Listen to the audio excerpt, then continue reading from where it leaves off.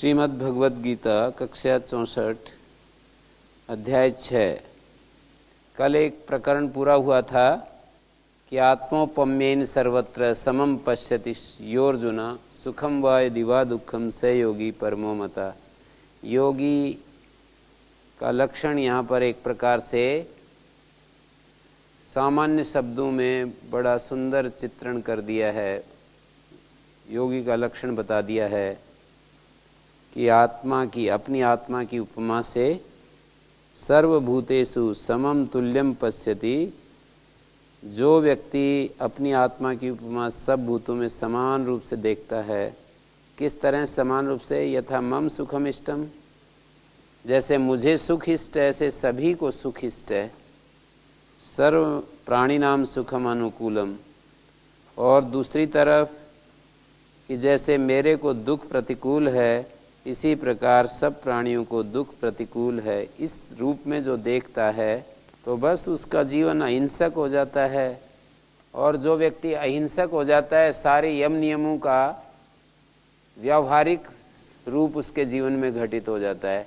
यम और नियमों के विषय में कहा है कि अहिंसा को ही शुद्धतम बनाने के लिए अगले वाले 9 जो यम नियम है उनका निर्देश हुआ है। अहिंसा का शुद्धतम रूप प्रकट करने के लिए या वर्णन करने के लिए, समझाने के लिए सत्य, अस्तेय, ब्रह्मचर्य, अपरिग्रह, शौच, संतोष, तप, स्वाध्याय, ईश्वर प्रणिधान, इन सब का विधान हुआ है। तो वो व्यक्ति अहिंसक हो जाता है जो अपने को जैसे दुख अप्रिय है, प्रतिकूल है, ऐसा सबके साथ समझने लग जाता है। और अहिंसक व्यक्ति इस सृष्टि में किसी को कष्ट नहीं दे सकता है, किसी का प्रतिकूल आचरण नहीं कर सकता है। ऐसी स्थिति यहाँ पर बतला दी। तो जो अहिंसक है, सम्यक दर्शन निष्ठ है, वो परम उत्कृष्ट, सब योगियों के मध्य में परम उत्कृष्ट माना गया है। तो आगे अर्जुन की तरफ से ये प्रश्न उठाया गया कि योयम योगस त्वया प्रोक्ता साम्येन मधुसूदन एतस्याहम न पश्यामि चंचलत्वात् स्थितिम स्थिराम। आपने जिस योग की साम्येन समत्वेन यह योगा उक्ता कि जैसे सम रूप से देखना, सबको समान भाव से देखना, अपनी आत्मा के तुल्य सबको देखना। कुछ पीछे वाले श्लोकों में 29 से लेकर के और 32 तक समत्व की बात कही। सर्वभूतस्थम आत्मानम सर्वभूतानि चात्मनि। सब आत्मा को सब भूतों में स्थित और सब भूतों को आत्मा में। योग युक्त अंतःकरण वाला व्यक्ति सर्वत्र समदर्शना इक्षते। सब जगह समदर्शन है जिसका, ऐसी ज्ञान की स्थिति बनाता है और इस रूप में देखता है वो। और अगले श्लोक में कहा यो माम पश्यति सर्वत्र सर्वम च मयि पश्यति तस्याहम न प्रणश्यामि स च मे न प्रणश्यति। हम एक दूसरे के आमने सामने रहते हैं और सर्वभूत स्थितम यो माम भजत एकत्वम आस्थिता। सब भूतों में स्थित जो मुझको एकत्व में स्थित हुआ भजन करता है, सर्वथा वर्तमानोपि स योगी मयि वर्तते। इन 4 श्लोकों में समत्व की बात कही कि समता से जो देखता है। तो इसी को पूछा कि जो आपने साम्येन समत्वेन समभावेन या योग उपदिष्टा एतस्य योगस्य ना हम पश्यामि नोपलभे चंचलत्वात् मनसः स्थिराम अचलाम स्थितिम। मन की अचल स्थिति को मैं नहीं देख पा रहा हूँ, नहीं धारण कर पा रहा हूँ। गुरुजी, हाँ जी, जो 29वें श्लोक में जो कहा, इसको यदि हम प्रैक्टिकल रूप में करना चाहें तो भगवान को तो जानते नहीं, तो सब में किस रूप में देखें उसको? वो तो एक भाव बनाना पड़ेगा। अभी ज्ञान की स्थिति तो नहीं आई, पर हम विश्वास के आधार पर मान करके चल सकते हैं, शब्द प्रमाण के आधार पर या गुरु वचनों के आधार पर, कि वो परमात्मा सब में स्थित है और सब उसमें स्थित हैं। इस तरह से विश्वास के बल से वैसा मान करके चल सकता है, और मानकर चलने से उसमें इसका परिणाम क्या होगा, ऐसा देखने से वो किसी को कष्ट नहीं दे सकता थोड़ा सा भी, वाणी से, शरीर से, व्यवहार से, और उसके जीवन में अनैतिकता अपने आप ही रुक जाएगी। उसके जीवन में यम नियमों का पालन स्वतः ही आ जाएगा। उसका जीवन कर्तव्यनिष्ठ हो जाएगा और अपने लिए किसी से कुछ चाहेगा नहीं, क्योंकि जितना हम दूसरों से अपेक्षा करते हैं उससे थोड़ा बहुत कष्ट तो देना ही पड़ता है। तो वो व्यक्ति कहता है कि मेरे को जैसे थोड़ा सा भी कष्ट प्रतिकूल है, इसी तरह से मैं किसी को कष्ट नहीं देना चाहता।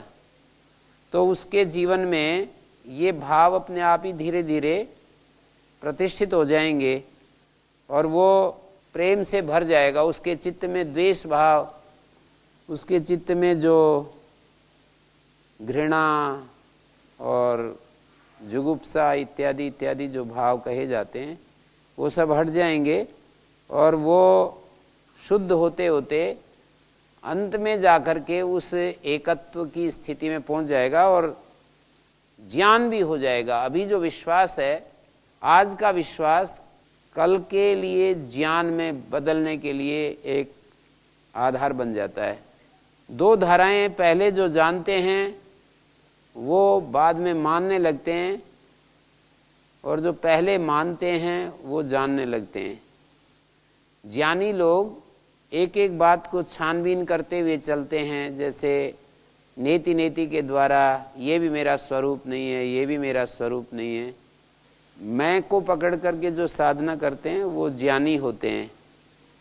अपने आप को असंगता में ले जाना चाहते हैं, सभी से अलग करते हैं, सभी परिस्थितियों से, सभी घटनाओं से, सभी तीनों शरीरों से, शरीर, स्थूल शरीर, सूक्ष्म शरीर, कारण शरीर, और सभी कोशों से अपने आप को अलग करते हैं। जो अन्नमय कोश, प्राणमय कोश, मनोमय कोश और विज्ञानमय कोश, आनंदमय कोश, सभी कोशों से अपने को अलग करते हैं, सभी अवस्थाओं से अलग करते हैं अपने आप को।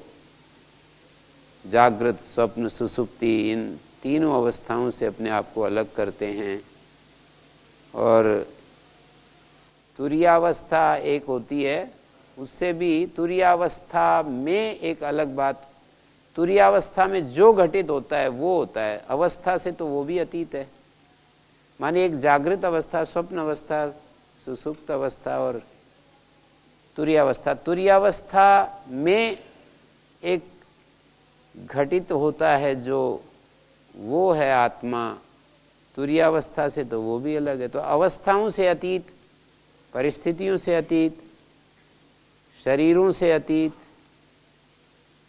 और समस्त दृश्य से अतीत, जो भी बोलें, उससे अतीत जो तत्व है उसका अनुभव करने के लिए एक एक को, या 25 तत्व, यदि हम सांख्य दृष्टि से 25 तत्वों को पकड़ कर चलते हैं तो 24 तत्वों का रेचन करने के बाद जो 25वां तत्व शेष रहता है वो मेरा असली स्वरूप है, वो हूँ मैं, दृष्टा स्वरूप, साक्षात चिन्मय स्वरूप।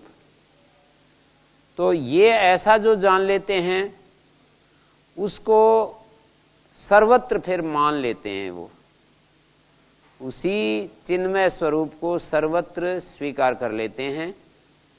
और जो पहले ही सर्वत्र मान लिया वो अपने में धीरे धीरे चित्त शुद्ध होता जाता है और अपने चिन्मय स्वरूप में पहुंच जाते हैं और अपने चिन्मय स्वरूप को मान लेते हैं।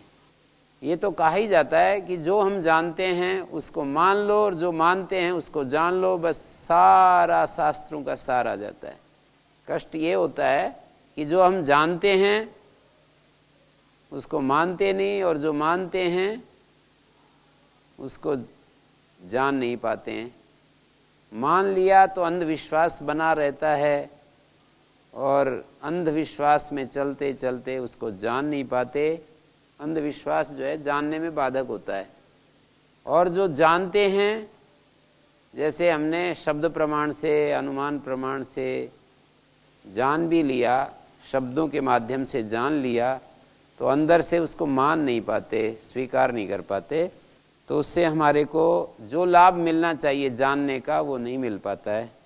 तो जो 29वां श्लोक की बात आपने कही, सर्वभूतस्थमात्मानं सर्वभूतानि चात्मनि ईक्षते योग युक्तात्मा, अभी जिसके अंदर अविद्या है, काम है, कर्म है, और आज उसने शब्द प्रमाण से ये रास्ता अपनाया कि हमको अविद्या, काम और कर्म से ऊपर उठना पड़ेगा यदि हम उस सत्य को पाना चाहते हैं, अंतिम सत्य को उपलब्ध करना चाहते हैं, तो अविद्या से, काम से और कर्म से, कर्म माने सकाम कर्म से ऊपर उठना पड़ेगा। तो ऐसी स्थिति में हमको कहीं से न तो शुरुआत करनी पड़ेगी। तो ये शुरुआत यहीं से होगी कि सब जगह जिसके बारे में ये शास्त्र सुना रहे हैं उसको स्वीकार कर लेना कि सब में वही आत्मा और छोर मानी इधर से उधर तक वो पूर्ण रूप से भरा हुआ है, उसको ऐसे हम स्वीकार कर लें। और इस स्वीकृति से हमारे जीवन में धीरे धीरे परिवर्तन घटित होगा, हमारा चित्त शुद्ध होता जाएगा और मन में प्रसन्नता आती जाएगी, निर्मलता आती जाएगी और समाहित हो जाएंगे हम। मानी भक्ति पूर्ण ढंग से ये चलने का रास्ता होता है जो मानकर चलना है। एक भक्ति से शुरुआत करेंगे और ज्ञान में परिणति होगी, और ज्ञान में परिणत होकर के फिर वापस भक्ति में लौट आएंगे। सर्वत्र उसके प्रति हमारी जो निष्ठा, श्रद्धा, प्रेम और भक्ति है और ज़्यादा बढ़ जाएगी। भक्ति से शुरुआत करके ज्ञान में पहुँचेंगे और ज्ञान फिर वापस भक्ति में लौट आएगा। और जो ज्ञान से शुरू करते हैं वो भक्ति पर पहुंच जाएंगे और भक्ति फिर ज्ञान में लौट आएगी। तो मैंने देखिए 2 वाक्य बोले, भक्ति से शुरू करेंगे तो ज्ञान में पहुंचेंगे और ज्ञान फिर भक्ति में वापस लौट आएगा।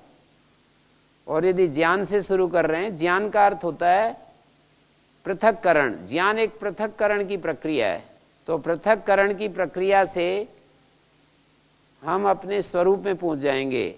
माने नीर क्षीर विवेकी बन करके जीना होता है ज्ञानी को। माने दृष्टा और दृश्य का जो पार्थक्य है उसको आधार बना करके अपना जीवन चलाना होता है ज्ञानी को। दृश्य से अपने दृष्टा स्वरूप को वो अलग करता जाता है और इस तरह से फिर वो उसका प्रेमी हो जाता है। जब वो उसका अनुभव करने लगता है तो उसी को सर्वस्व महत्व देता है, सब चीज़ों से अधिक महत्व उसी को देने लगता है, उससे प्यार हो जाता है, अनुराग हो जाता है उसके साथ। पहले तो विराग होता है संसार की चीज़ों से, वस्तुओं से, और विराग से अपने स्वरूप में पहुंचता है और अपने स्वरूप में फिर अनुरक्ति पैदा हो जाती है, अनुराग पैदा हो जाता है। इसी को भक्ति कहते हैं। तो ज्ञान की शुरुआत होती है विरक्ति से और ज्ञान की जो परिसमाप्ति होती है विरक्ति से चलते चलते स्वरूप उपलब्धि, और स्वरूप उपलब्धि जो है वो अनुरक्ति में बदल जाती है, प्रेम में बदल जाती है। और उधर यदि भक्ति से शुरू करते हैं तो भक्ति से हम ज्ञान में पहुंचते हैं और ज्ञान भी फिर भक्ति में बदल जाता है। हाँ जी गुरुजी जी, वो भक्ति से शुरू करते हैं ना, वे क्या गलती कर बैठते हैं आप बता रहे थे पहले। भक्ति से शुरू करें तो अंधविश्वास में, जैसे भक्त तो बन गए पर अंधविश्वास में बस ज़्यादा उन्होंने अपने भीतर उस सत्य के प्रति जैसा प्रामाणिक वचनों से जो सुना है उसको श्रद्धापूर्वक, प्रामाणिक जो शास्त्र हैं या प्रामाणिक गुरु हैं उनका सानिध्य न मिलने के कारण जो कोई बात उनको मिली उसके प्रति अंधविश्वासी होकर के चलते रहते हैं और अपनी खोज को ख़त्म कर देते हैं। तो भक्ति से चलने वालों के लिए ये दिक्कत है कि खोज करने का स्वभाव उनका छूट जाता है। और ज्ञानी की कमी ये रह सकती है कि वो व्यक्ति असंग होकर के और वहीं रुक जाते हैं और उस स्थिति में अपने आप संतुष्ट हो जाते हैं, किसी परम तत्व के प्रति अनुराग पैदा होना चाहिए, वो नहीं हो पाता। हम अपने स्वरूप में जाकर के यदि स्थिर हो गए और हमें वो जो अनुरक्ति चाहिए, उस तत्व के प्रति जो प्रेम पैदा होना चाहिए, वो यदि नहीं होता है तो हम एक प्रकार से अपने में संतुष्ट रहेंगे, अखंडता रहेगी, उस ज्ञान की अखंडता भी रहेगी, पर नित्य नवरस जिसको कहते हैं, निरंतर जो एक प्रेम की गंगा बहती रहती है, वो स्थिति नहीं आएगी। इसीलिए ये कहा जाता है कि ये तीनों एक हैं और एक तीनों हैं, कर्मयोग, भक्ति योग, ज्ञान योग। कहीं से भी हम पकड़ते हैं तो ये तीनों में ही पहुंच जाते हैं और तीनों मिलकर के एक हो जाते हैं। जो ज्ञान योग है वो भक्ति योग है, जो भक्ति योग है वो कर्म योग है, जो कर्म योग है वो ज्ञान योग है। एक तीनों हो जाते हैं, तीनों एक हो जाते हैं यदि सही ढंग से यदि हमारी यात्रा चलती है तो। अर्जुन की तरफ से ये प्रश्न किया गया कि योयम योगस्त्वया प्रोक्ता साम्येन मधुसूदना एतस्याहम न पश्यामि चंचलत्वात् स्थितिम स्थिराम। ये जो आपने समता की बात कही, ईशावास्योपनिषद में भी जिसके बारे में आया है ना कि जो आत्मा को यस्मिन् सर्वाणि भूतानि आत्मन्नेवानुपश्यति, यस्तु सर्वाणि भूतानि आत्मन्नेवानुपश्यति सर्वभूतेषु चात्मानं ततो न विजुगुप्सते, ततो न विजुगुप्सते, सबका वो आत्मा हो जाता है। इदम सर्वम यदयम आत्मा, ऐसा जिसके बारे में सुनते हैं कि जो सब भूतों को आत्मा में देखता है, सब भूतों में आत्मा को देखता है, तो उसकी विजुगुप्सा समाप्त हो जाती है, घृणा समाप्त हो जाती है। इधर कहा है कि वो अहिंसक हो जाता है, उधर कह दिया जुगुप्सा समाप्त हो जाती है, घृणा समाप्त हो जाती है। तो ऐसे कहा कि इसकी मन की चंचलता के कारण, मन हमेशा चलम ही गुणवृत्तम, ये हमारा मन जो बना हुआ है गुणों का बना हुआ है और गुण हमेशा चलायमान होते हैं। तो उस योग की स्थिराम स्थितिम न पश्यामि, स्थिर स्थिति नहीं देख पा रहा हूँ चंचल होने के कारण। और आगे कहते हैं चंचलम ही मनः कृष्ण प्रमाथि बलवद दृढ़म तस्याहम निग्रहम मन्ने वायोरीव सुदुष्करम। हे कृष्ण, ये मन तो बड़ा चंचल है, प्रमथनशील है, मथ डालता है। जैसे रई जो होती है ना, दूध को बिलो देती है, ऐसे ये मन जो है प्रमाथी है, बलवान है और दृढ़ है। उसका निग्रह मैं बहुत ही कठिन समझ रहा हूँ। तस्याहम निग्रहम मन्ने, उसका निग्रह, उसका रोकना मुझे ऐसे लग रहा है जैसे वायोरीव सुदुष्करम, जैसे वायु को मुट्ठी में बंद कर लें, वायु का रोकना जैसे मुश्किल है, उधर से बहती हुई वायु को हम पकड़ लें या उसको रोक लें जैसे कठिन है, वैसे ही इस मन का रोकना मुश्किल लगता है।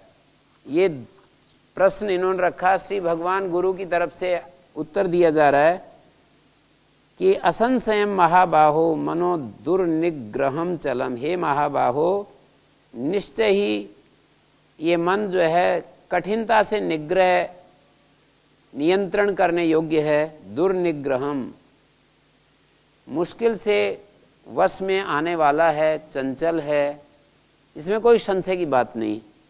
लेकिन एक आश्वासन दे रहे हैं कि हे कौन्ते, हे कुंती पुत्र, अभ्यासेन तु कौन्तेय वैराग्येण च गृह्यते। अभ्यास और वैराग्य के द्वारा इसको रोका जा सकता है।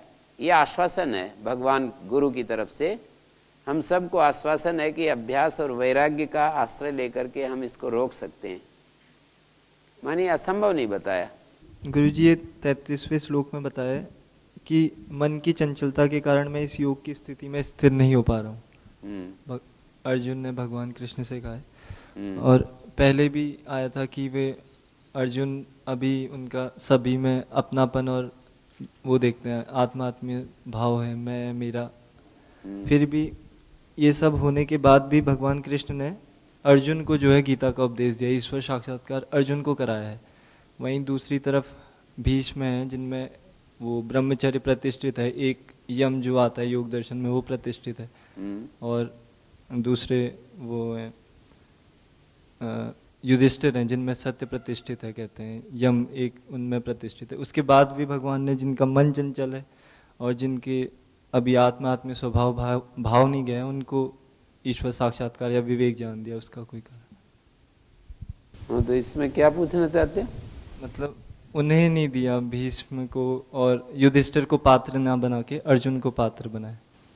तो पात्र तो जो बनना चाहेगा उसी को ही बना। मैं आपको व्याकरण नहीं पढ़ा रहा हूँ तो इसका मतलब ये थोड़ी है कि मतलब मैं क्यों नहीं पढ़ा रहा हूँ। नहीं, जैसे उसमें योग दर्शन में आता है कि एक भी कोई यम प्रतिष्ठित हो जाए या कोई भी एक नियम प्रतिष्ठित हो जाए तो समाधि तक वो पहुंच जाता है, समाधान मिल जाता है, विवेक ज्ञान मिल जाता है, तो वो तो उनके साथ भी हो जाना चाहिए था ईश्वर की। वो तो इस अनंत विशाल संसार में जैसी अभिप्सा है वो उसके अनुसार जीता है। अर्जुन उनके साथी थे, इसमें ही कहा गया है कि भक्तो सी में सखा चेती, तू मेरा भक्त भी है और मेरा सखा भी है, तो इसलिए तुमको उत्तम रहस्य मैं बताना चाहता हूँ। माने इसमें यह भी बता दिया है कि भगवान हमारे भीतर अंतर्वासी रूप में, यहाँ पर तो ये जो अभिनय है ये हमारे साथ साथ दोहरा उपदेश देता है। हमारे भीतर वो अंतर्वासी मौजूद है और जीव के रूप में हम अर्जुन के स्थानी बन करके उसके साथ रहते हैं, तो हम उसके सखा और भक्त बन करके जिएंगे तो हमारे को प्रेरणा मिलेगी। और यूँ हम अपने किसी एक गुण के आधार पर हम जीते रहेंगे और अपने जीवन को आगे बढ़ाएंगे तो इतने मात्र से भगवान की तरफ से पूर्ण रूप से हमें स्वीकार्यता नहीं होगी। भगवान हमें तब स्वीकार करता है जब पूरे हम समर्पण हो जाते हैं, किसी गुण का हम अभिमान नहीं करते, किसी अच्छे जीवन की उच्चता या महानता कितनी भी बड़ी हो उसके बल पर हम अपने जीवन को नहीं जीना चाहते। हम भगवान के प्रेमी बन करके जीना चाहते हैं और उसके साथ एक होकर के जीना चाहते हैं, उसके सखा बन करके जीना चाहते हैं, उसके अंग संग रहना चाहते हैं और उसके बिल्कुल भक्त बन करके रहना चाहते हैं। तो भगवान हमें प्रेरणाएं देता है, पूर्ण रूप से हमें योग के मार्ग पर आगे बढ़ाता है। तो ऐसे समझिए कि हम अर्जुन तो जीव स्थानीय है और भगवान गुरु स्थानीय है। तो गुरु जो है वो गुरु के लिए शिष्य की तरफ से जो करने की चीज़ वो यही है कि वो उसके प्रति समर्पित हो जाए और वो समर्पण उसका अटूट रहे, अखंड रहे। इन्होंने कहा है, प्रारंभ में ही कह दिया है कि कार्पण्य दोषोपहत स्वभाव, कार्पण्य दोष से उपहत स्वभाव वाला मैं नहीं देख पा रहा हूं कि मुझे क्या करना और क्या नहीं करना, आप मुझे मार्गदर्शन कीजिए। शिष्यस्ते हम शाधिमाम त्वाम प्रपन्नम, आप अपनी शरण में मुझे लीजिए। प्रपन्न का अर्थ होता है शरण में लेना, कि मैं आपकी शरण में हूं, आप मुझे शरण में लीजिए और इससे मुझे मार्गदर्शन कीजिए। तो ये अर्जुन जो है वो उस भक्त का उपासक प्रतीक है, उस भक्त का प्रतीक है जिसने अपनी असमर्थता को अनुभव कर लिया है। जैसे उन्होंने कहा ना प्रारंभ में दूसरे अध्याय में कि जो है मेरे को ये पता नहीं चल रहा कि मैं क्या करूं क्या नहीं करूं। ये यहाँ पर कहा है कार्पण्य दोषोपहत स्वभाव पृच्छामि त्वाम धर्म सम्मूढ़ चेता, 7वें श्लोक में दूसरे अध्याय का। धर्म में मोहित है चेतस जिसका, धर्म के विषय में जो ठीक से नहीं समझ पा रहा है, अपने कर्तव्य को ठीक से समझ नहीं पा रहा है। यत् श्रेयस्या निश्चितम ब्रूहितन में, जो मेरे लिए कल्याणकारी हो मुझे बताओ। शिष्यस्ते हम शाधिमाम त्वाम प्रपन्नम, मैं तुम्हारा शिष्य हूँ, मेरे को मार्गदर्शन कीजिए, मैं तुम्हारी शरणागत हूँ। ये शरणागत की बात गीता में कई जगह आई है। 15वें अध्याय के 4-5वें श्लोक में भी आप चल करके देख सकते हैं। वहां पर कहा है ततः पदम तत्परिमार्गितव्यम यस्मिन् गता न निवर्तन्ति भूया तमेव चाद्यम पुरुषम प्रपद्ये यथा प्रवृत्ति प्रसृता पुराणी। तो इसमें ये कहा उसके बाद उस पद की खोज करनी चाहिए जहां पहुंचने के बाद, चौथा श्लोक है 15वें अध्याय का, माने तीसरे श्लोक में संसार वृक्ष का छेदन करने की बात कही।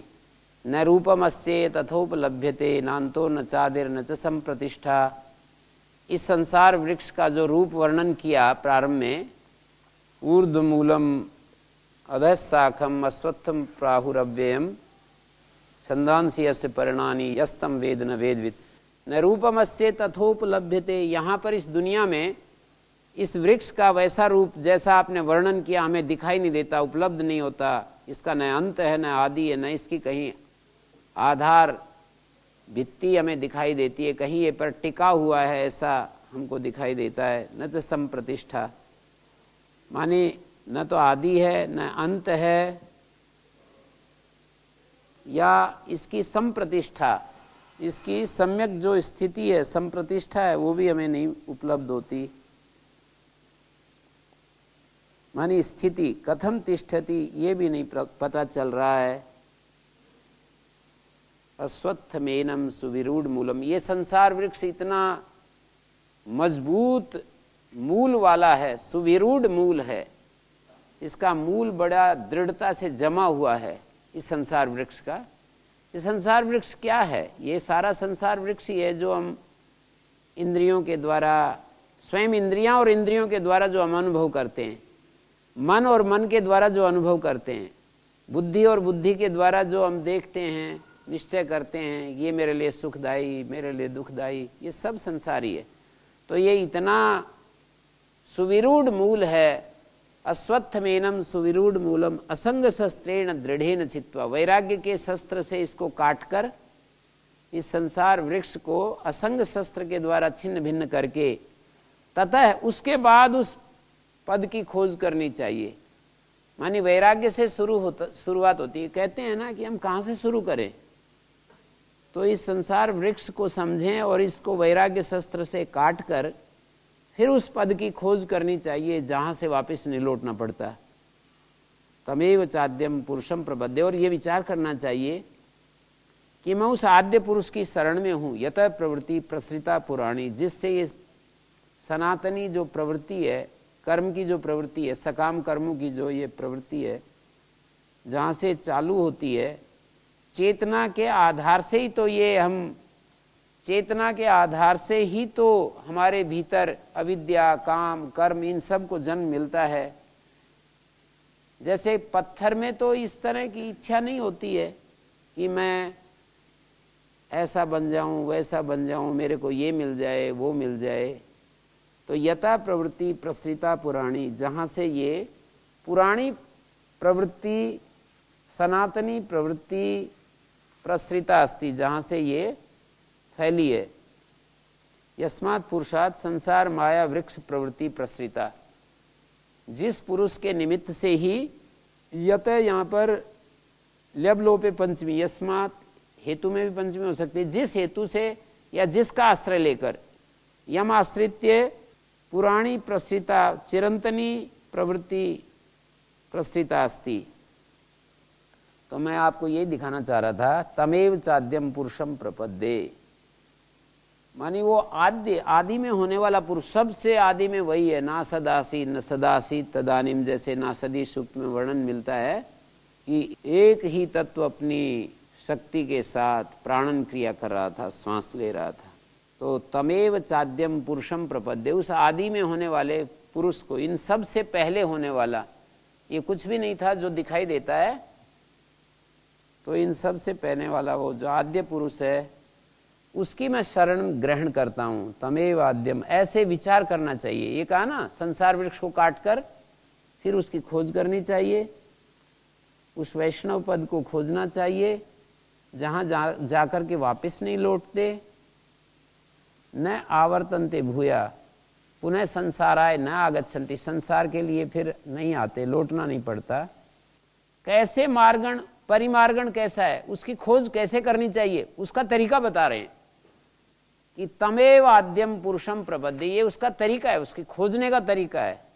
उसकी शरण लेना ही उसका खोजने का तरीका है। उस आद्य पुरुष की मैं शरण ग्रहण करता हूँ। आदौ भवम पुरुषम प्रपद्ये इत्येवं परिमार्गितव्यम तत्शरणतया इत्यर्था। कहते हैं वो कौन सा पुरुष है, यथा प्रवृत्ति प्रसृता पुराणी। उसको वो लोग पाते हैं जो मान और मोह से रहित हैं, जिन्होंने संग दोष को छोड़ दिया है। आगे वही बताया, निर्माण मोहा जित संग दोषा। अध्यात्म आत्मा में ही नित्य वास करते हैं, जो जिनका वास हमेशा आत्मा में ही रहता है।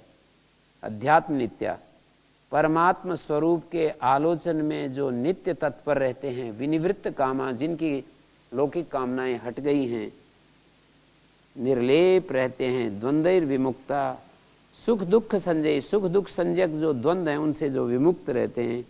गच्छन्त अमूढ़ा पद्मव्ययम तत्। ऐसे मोह रहित व्यक्ति, अमूढ़ा मोह वर्जित व्यक्ति उस अविनाशी पद को प्राप्त करते हैं। तो हमारे को शरणागत का जो उपदेश देने के लिए ऐसे पात्र का चयन यहाँ पर किया गया है, और ऐसे पात्र भगवान गुरु ने ऐसे पात्र को पकड़ा जो उनके शरणागत है, पूर्ण रूप से जो ये कहता है कि मैं आपकी शरणागत हूँ और मुझे मार्गदर्शन कीजिए। यहाँ पर वैभवशाली होकर के और वही भगवान को पाएंगे ऐसी बात नहीं, गुणवान होकर के भगवान को पाएंगे वो बात नहीं। बात यह है कि हम कितना अपने आप को अपनी दुर्दशा से व्यथित देख पा रहे हैं, अपने आप को असहाय अनुभव करते हैं कि मुझे नहीं पता चल रहा है कि मुझे क्या करना चाहिए। जैसे कि अर्जुन ने कहा प्रारंभ में ही कि मैं नहीं जान पा रहा हूं कि मुझे क्या करना चाहिए। ऐसी जो मनस्थिति वाले हैं और समाधान के इच्छुक हैं, अंधेरे में हैं, अंधेरे का अनुभव कर रहे हैं, लेकिन अंधेरे से बाहर निकलना चाहते हैं,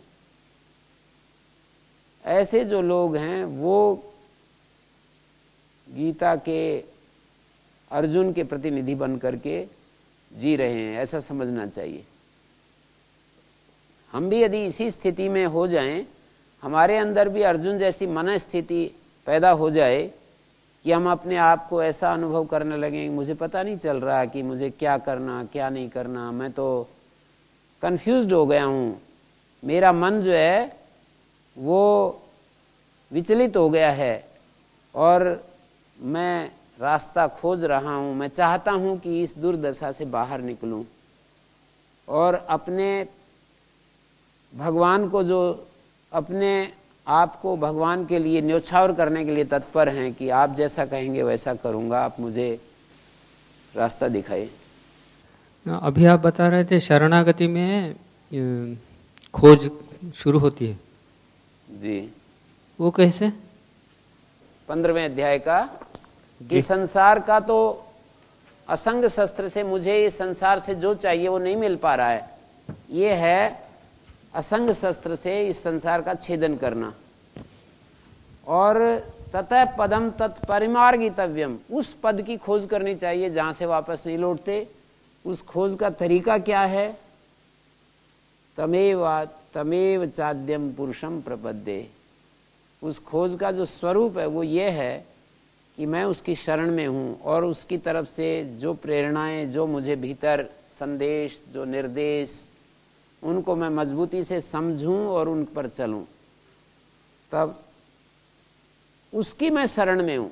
अब वो शरण में होने के बाद उसकी प्रेरणाएं हमें मिलना शुरू हो जाती हैं, तो उसको ध्यान से विभाजन करके देखना। कभी कभी हमारा अहंकार ही बीच में आ जाता है और हमारा अहंकार ही उसकी प्रेरणा मानने लगता है। तो ये जो विवेक हमें मिला है, उसी के द्वारा दिया हुआ जो विवेक है, उस विवेक का प्रयोग करके, और हमको थोड़ा कभी हमारा अहंकार ऐसा बीच में आकर के और उसी की प्रेरणा ना कह डाले, क्योंकि ऐसा स्थूल शरीर में अर्जुन को तो ऐसा सुविधा प्राप्ति है, ठीक है कि बाह्य रूप से उसको कोई मार्गदर्शक मिल रहा है, पर हम सब के लिए ऐसा सुविधा नहीं हो सकती है। हमें अपने अंतर्वासी गुरु के ऊपर डिपेंड होकर के चलना होता है तो हमें विवेक का थोड़ा विभाजन करके देखना ही होता है कि ये तो मेरे अहंकार की वाणी है भाई, इसको एक तरफ करना होगा, और ये मेरे उस प्रभु की जिसको मैंने शरणागत हुआ हूँ, जिसको मैंने अपने आप को सौंपा है, उसकी तरफ से निर्देश आ रहा है। तो ततः पदम तत्परिमार्गितव्यम, उसके बाद उस पद की खोज करनी चाहिए जहाँ से वापस नहीं लौटते। वो पद की खोज का तरीका क्या है? तमेव चाद्यम पुरुषम प्रपद्ये, उस आद्य पुरुष की मैं शरण में हूँ जिससे कि ये संसार की सारी प्रवृत्ति चालू होती है, और मेरी भी प्रवृत्ति, संसार की प्रवृत्ति उसमें मैं भी हूँ, मेरी प्रवृत्तियाँ भी चालू होती हैं, जिसके कारण से मेरे शरीर की, मेरे मन की, मेरी बुद्धि की, मेरे प्राण की, मेरी सारी चेष्टाएं, रक्त परिभ्रमण हो रहा है और सारा शरीर का अस्तित्व जो है जीवित है। इस तरह से समझ सकते हैं। जी जी, खोज का स्वरूप यही है कि मैं उसकी शरण में हूँ और उसको बराबर देखता रहूँ उसकी तरफ कि उसका क्या निर्देश मेरे लिए मिल रहा है, अपने अहंकार को बीच में न आने दूँ। प्रणाम गुरुजी। यहाँ निवर्तन्ति का क्या अर्थ है गुरुजी? जहाँ से वापस नहीं लौटते। यस्मिन गता न निवर्तन्ति भूयः, पुनः वापस नहीं लौटते। निवृत्ति शब्द अलग है गुरुजी? निवृत्ति माने हटना ही होता है जी। निवर्तन्ते, निवर्तन्ति जो है जी। वापस लौटना, यहाँ पर विशेष अर्थ में प्रयोग है, वहाँ से वापस नहीं लौटते। तो असंशय महाबाहो मनो दुर्निग्रहम चलम, ये निश्चित रूप से दुर्निग्रह है, कठिनता से वश में आने योगी। ये प्रत्यय खल प्रत्यय हो रहा है, दुर्पूर्वक नीपूर्वक ग्रह धातु से खल प्रत्यय हो रहा है। ईषद दुषुषु कुच्छार्थेषु खल अभ्यासेन तु कौन्तेय वैराग्येण च गृह्यते।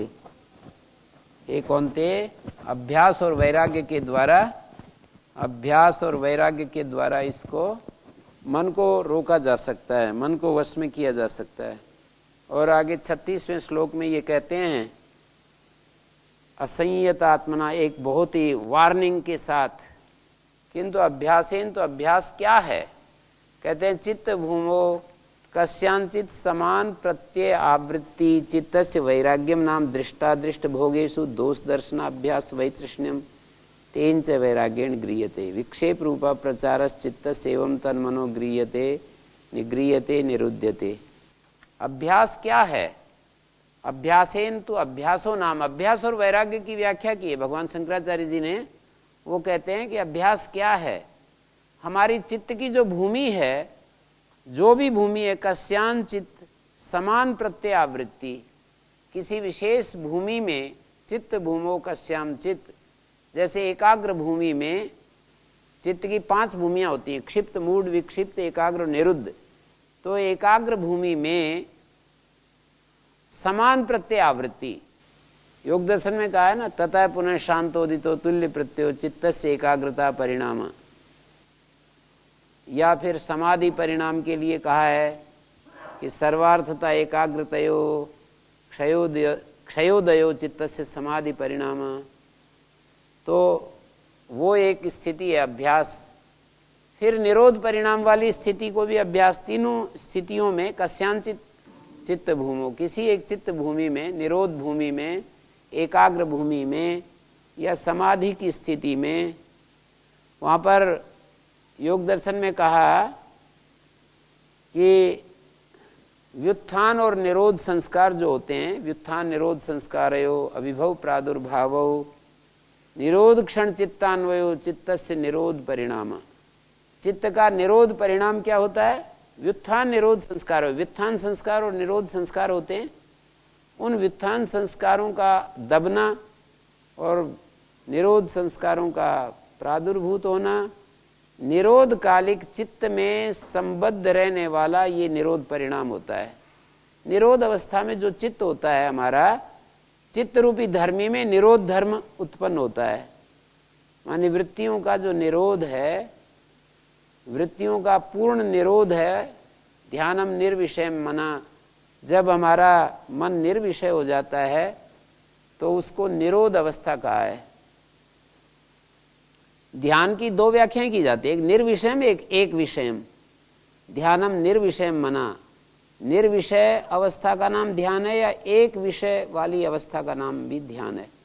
तो यहाँ अभ्यास शब्द से निरोध समाधि, समाधि परिणाम, संप्रज्ञात समाधि या एकाग्रता परिणाम, किसी भी चित्त भूमि में समान प्रत्यावृत्ति, समान चित्त की जो ज्ञानमय स्थिति है उसका आवर्तन होना, उसका पुनः पुनः चलते रहना, समान प्रत्यय की जो आवृत्ति है ये अभ्यास है। और वैराग्य क्या है?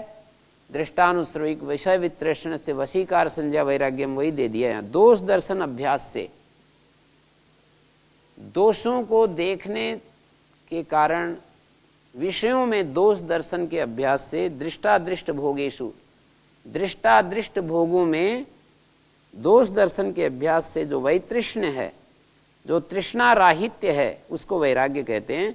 तो अभ्यास और वैराग्य के द्वारा इस अब हम अपने चित्त को रोक सकते हैं। जो समान प्रत्यावृत्ति की बात कही, जैसे हम तो पूरे दिन में 24 घंटे में लगभग काफ़ी विषयों का पर चिंतन होता है, अलग अलग विषयों का पढ़ना पड़ता है, तो समान प्रत्यावृत्ति कैसे देखेंगे उसमें? जिस समय जो विषय हम कर रहे हो उस समय उसी विषय में हम रहें। जैसे पढ़ रहे हैं तो पढ़ने के विषय में ऐसे ध्यान करके देखें कि हमारा मन इधर उधर न जाए। फिर कोई काम कर रहे हैं तो वो काम ही करें। जैसे हम जो काम हम करने के लिए तैयार हैं जिस समय, उस समय हमारे चित्त में वही प्रत्यय यदि उदित होते रहें तो हमारे लिए एक बड़ा सुविधा रहती है आगे बढ़ने के लिए, अभ्यास के रास्ते पर आगे बढ़ने के लिए। हमारी चित्त जितना इस धारा में बहेगा उतना ही उसमें एकाग्रता आगे बढ़ती जाएगी। जी। न दोष्टि न सोचती न कांक्षति सो वसो परित्यागी समा शत्रु च मित्री। तो ये स्थिति एक जन्म में संभव है या बहुत सारे जन्म लग जाते हैं? सर्दी गर्मी धूप क्षमा मान अपमान में एक जैसा रहना, इसका तो कई ढंग से उत्तर दिया गया है शास्त्रों में। न काल नियमो वामदेववत, ये प्रश्न आते हैं कितने दिन में ये स्थिति मिलेगी। इसका एक ही उत्तर है, न काल नियमो वामदेववत। सांख्य दर्शन में इसका उत्तर दिया कि इसमें काल का नियम नहीं है, वामदेव की भांति। और तीव्र संवेगाना, योग दर्शन में कहा तीव्र संवेगानाम आसन्ना, जो तीव्र संवेग वाले हैं उनको शीघ्र समाधि सिद्ध होती है, शीघ्र भक्ति सिद्ध होती है, शीघ्र ज्ञान सिद्ध होता है, शीघ्र कर्मयोग सिद्ध होता है। फिर बोले तीव्र संवेगानाम आसन्ना, फिर बोले मृदु मध्य अधिमात्रत्वा ततोपि विशेष। इसमें भी भेद कर सकते हैं, बहुत सारे तरतम भेद बोलते हैं इसको आयुर्वेद में। तरतम भेद के अनुसार मृदु मध्य अधिमात्र ततोपि विशेषा, उससे भी ज़्यादा शीघ्रता से मिल सकता है। ये हमारी व्यग्रता के ऊपर, हमारे वेग के ऊपर और हमारी मांग के ऊपर हम कितनी तीव्रता से उस चीज़ को चाहते हैं। तो 24 घंटे रात और दिन सोते जागते यदि हमारे भीतर ये अभिप्सा जागृत हो जाए कि मुझे ऐसी स्थिति मिलनी चाहिए कि मैं बिल्कुल अपने संस्कारों को पार कर जाऊं। दो चीज़ें होती हैं, एक भूतकाल के संस्कारों को पार करना, भूतकाल की जितनी भी स्थितियां, सुखमय स्थितियां हमने भोगी हैं, सुख के संस्कार जो हमारे अंदर जमा हैं, इंद्रिय विषयों से संबंधित या संपत्ति, सम्मान और पावर से जो सुख मिलता है, कई चीज़ों से सुख मिलता है मनुष्य को। उसके हाथ में शक्ति आ जाए कितना बड़ा सुख मिलता है। जैसे कोई प्रधानमंत्री बन जाए तो जिस राष्ट्र में भी जाता है राष्ट्राध्यक्ष के रूप में उसकी पूजा होती है, सब उसको माला डालते हैं, कितनी जयकार जय जयकार होती है। आपत्ति भी उसके ऊपर ज़्यादा आती हैं, ऐसा नहीं है, पर वो आपत्ति का जो कष्ट है ना, वो उस सुख में गायब रहता है। सुख इतना बड़ा जो सुख मिलता है, उस सुख में जो झंझट हैं, झंझट थोड़े नहीं है, झंझट भी बहुत ज़्यादा है, पर वो झंझट जो हैं वो गायब रहते हैं इसमें। तो ये जो सुख है और इंद्रियों का, 5 इंद्रियों का जो सुख है और संपत्ति का, साधन का जो सुख है, जो चीज़ मेरे को आवश्यक हो उसी समय वो मेरे को मिल जाए, कितना बड़ा सुख है। जो मैं चाहूँ, और निश्चिंतता का सुख, और हर प्रकार से ये सारे जो सुख हैं, इन सुखों में हम अपनी मांग को भूल देते हैं, भूल बैठते हैं।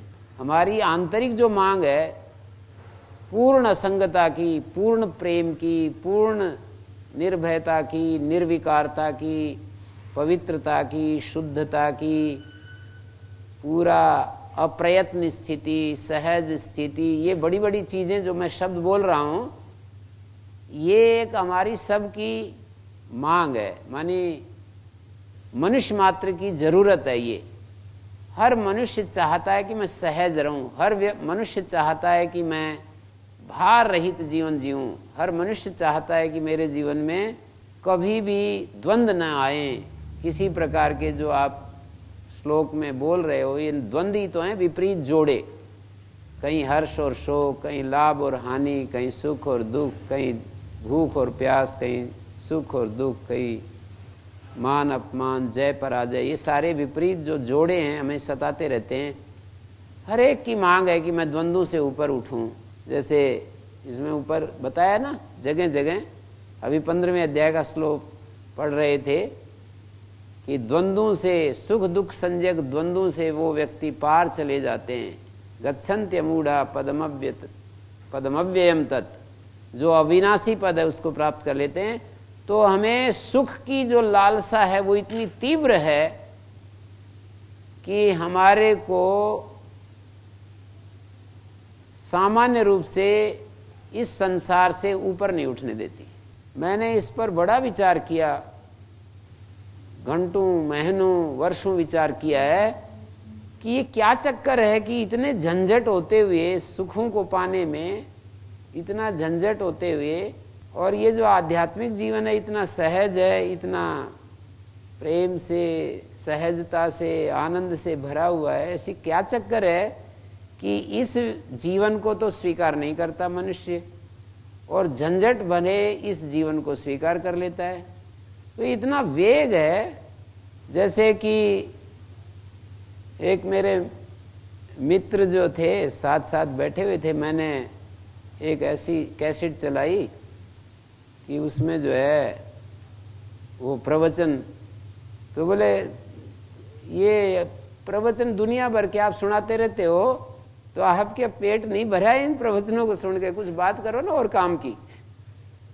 तो इतना वेग जो है, ये जो सांसारिक चीजों का इतना तीव्र वेग होता है कि संसार की जो चीजें हैं उनको तो हम काम की समझते हैं कि कहाँ पर क्या, मतलब हम जो संपत्ति के संबंध में, कुछ कार्य के संबंध में जो काम होते हैं उसको तो हम काम की बात समझते हैं, और जो हम जीवन संबंधी बातें बार बार, हम एक बार नहीं, मेरे जैसा व्यक्ति जो निरंतर सुना ही रहा है फिर भी वो सुनने की जरूरत महसूस करता है, तो ये कितनी आवश्यक चीजें हैं। देखो, ये तो विचार किया जा सकता है, और इसका वेग भी देखा जा सकता है कि कितना तीव्र वेग है, कि हम कितना महत्व देते हैं इन चीजों को, और फिर अमृतत्व की इच्छा करें, मुक्ति की इच्छा करें, द्वंद्वों से पार जाने की इच्छा करें। ऐसे कैसे हो सकता है? सबसे जो अंतिम कार्य है कि हमारी प्रवृत्ति रुक जाए और हम निवृत्ति में चले जाएं, माने निवृत्ति का अर्थ होता है कामना मुक्त हो जाएं, हमारा जो है अहंकार छूट जाए, संग दोष छूट जाए, हमारा संशय मिट जाए, मैं मेरे का भाव हट जाए, जो अनात्मीय चीजें हैं उनमें जो हमारी ममता है वो हट जाए। ये सारी चीजें हमारे को ऐसे पकड़ करके घेरे रहती हैं जैसे कि कोई वृक्ष के ऊपर तरह तरह के जानवर आकर के बैठे रहते हैं और उसको अपना बसेरा बना लेते हैं। तो ये संसारिक चीजें हमारे को ऐसे आश्रय बना करके रहती हैं। और जैसे आयुर्वेद में उपमा दी है इसकी, कि जैसे कोई बड़ा पेड़ होता है, छोटे पेड़ को बढ़ने नहीं देता, तो हमारी छोटी मोटी मांग यदि पैदा भी होती है तो ये सारी चीजें बड़े पेड़ की तरह हम उसको दबा करके ऐसे रहती हैं कि उसको बढ़ने ही नहीं देती। तो ऐसी परिस्थिति में हम एक जन्म और अनेक जन्म की बात का जो उत्तर है वो खोज सकते हैं कि कितने दिन में हमारे को सत्य की उपलब्धि होगी, भगवान की उपलब्धि होगी, प्रेम की उपलब्धि होगी।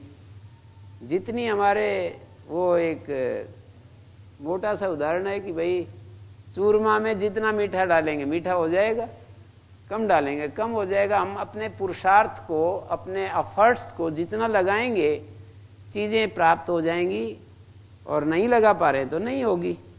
तो ये बात समझने की है कि हम ईमानदारी से अपनी प्यास को बढ़ाते रहें। हम अपने भीतर अपनी जो प्यास है हमारी उसको समझें। हम चाहते क्या हैं? हम चाहते क्या हैं? एक साथ दो चीजें चाहते रहते हैं। पूर्ण रूप से सुख से अलविदा भी नहीं होना चाहते, सुख को अलविदा नहीं करना चाहते। ये भाषा उर्दू का शब्द बोल रहा हूं। अंतिम विदाई को अलविदा कहते हैं। सुख से सुख को अलविदा नहीं करना चाहते, और हम अमृतत्व को भी चाहते हैं, मुक्ति चाहते हैं, पूर्ण प्रेम की स्थिति, पूर्ण सहजता की स्थिति, और जीवन में एकदम समत्व की स्थिति चाहते हैं। थोड़ी सी देर भी हम परेशान ना हो ऐसी स्थिति चाहते हैं। तो ये दोनों विरोधी चीजें चाहते रहते हैं, और दोनों तो कभी मिलती नहीं है। तो हमें अपनी जो मांग है, हमें अपने जीवन की जो ज़रूरत है उसको समझना चाहिए, और उसको एक तरफ करना चाहिए कि ये मैं चाहता हूँ, और फिर लगना चाहिए। और जब पात्र होंगे मिल जाएगी। एक जन्म, दो जन्म, तीन जन्म, 1000 जन्म, जब भी हम पात्र होंगे मिल जाएगी। उसकी क्या चिंता। एक पक्का नियम है कि हम पात्र होते हैं तो मिल ही जाती है। एक पक्का नियम है, इसमें संशय है नहीं कि हम पात्र होते हैं तो वो चीज़ मिल ही जाती है। तो मिल जाएगी, इसकी चिंता न करें कब मिलेगी। अपने प्रयत्न, अपने पुरुषार्थ में कमी न आने दें, यही मूल बात है। ओ